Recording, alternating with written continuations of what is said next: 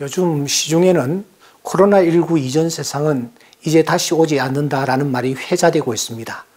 이 말 속에는 어쩌면 신종 바이러스에 대한 과도한 두려움이 묻어 있는 것이 사실이긴 하지만 한편으로는 문명사의 패러다임을 꿰뚫는 냉철한 통찰도 깔려 있다고 봐야 합니다. 코로나가 창궐했습니다. 그때 사회성을 자제하자, 가능하면 만나지 말자, 사회적 거리를 두자, 이 분위기에 교회만 예외일 수가 없었습니다. 오히려 교회가 선제적, 자발적으로 동참했습니다. 그래서 교회들은 지금까지 한 번도 가지 아니한 길을 가고 있는 것입니다. 예배당은 몇 달째 썰렁하기 그지없습니다.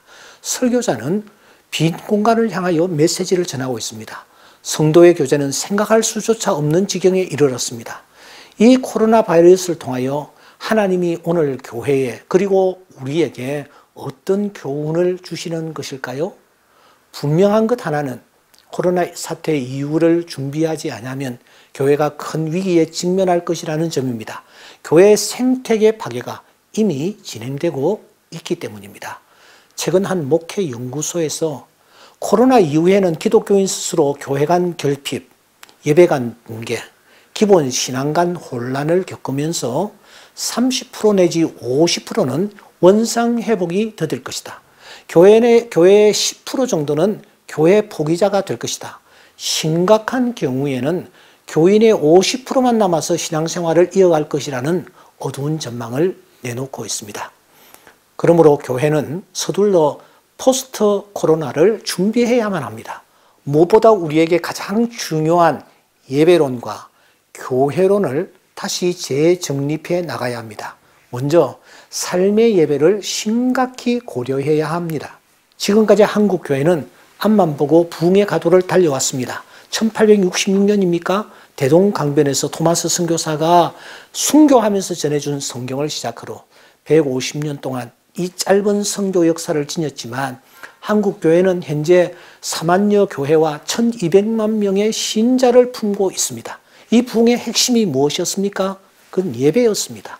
함께 모여드리는 예배를 무척이나 소중히 여기며 강조해 왔습니다. 주일 예배를 포함 한 주일에 10회 이상 우리는 예배를 드리고 있습니다. 뿐만 아니라 각가지의 대형 집회, 부흥회가 기획되었습니다. 기도원의 집회는 어떠했습니까? 이런 다양한 예배가 부흥의 원동력이었습니다.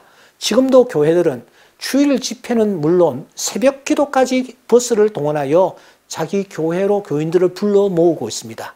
이렇게 모이는 예배를 중요하게 생각하다 보니 이를 수용할 수 있는 건물을 지어야 한다는 생각에 집착했습니다. 그러다 보니 보이는 건물, 모이는 공간이 교회가 되어버리고 말았습니다. 이제는 삶의 현장에서 삶의 예배를 어떻게 드려야 할 것인지를 가르쳐야 합니다. 그 방법을 교회가 알려주어야 합니다. 너희 몸을 하나님이 기뻐하시는 거룩한 산제사로 드리라. 이는 너희의 드릴 영적 예배니라. 이 말씀을 마음에 새겨야 합니다.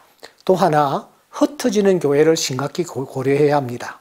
예배에 참여한 성도들이 이제 삶의 현장으로 나아갑니다. 받은 바 말씀, 그 말씀에 순종하기 위해서 갈등하며 몸부림치게 만들어야 합니다. 초대교회 예배에 참석한 자들을 보십시오. 받은 말씀을 지키기 위하여 세계 인구가 2억 5천만 명밖에 되지 아니할 그때에 1,000만 명이 순교했습니다. 종교개혁 당시에는 어땠습니까? 어림잡아 8,700만 명이 순교를 당했습니다. 그래서 역사학자 아놀드 토인비는 인류사의 가장 밝은 빛을 비춘 자들을 순교자들이라고 말한 바 있습니다. 과연 삶의 현장에서 빛과 소금이 무엇인지를 고민해야만 합니다. 빛의 열매는 모든 착함과 의로움과 진실함이라고 했습니다.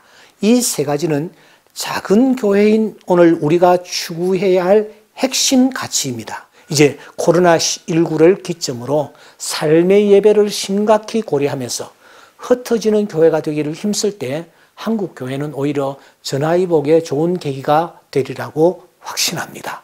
지금까지 CTS 칼럼이었습니다.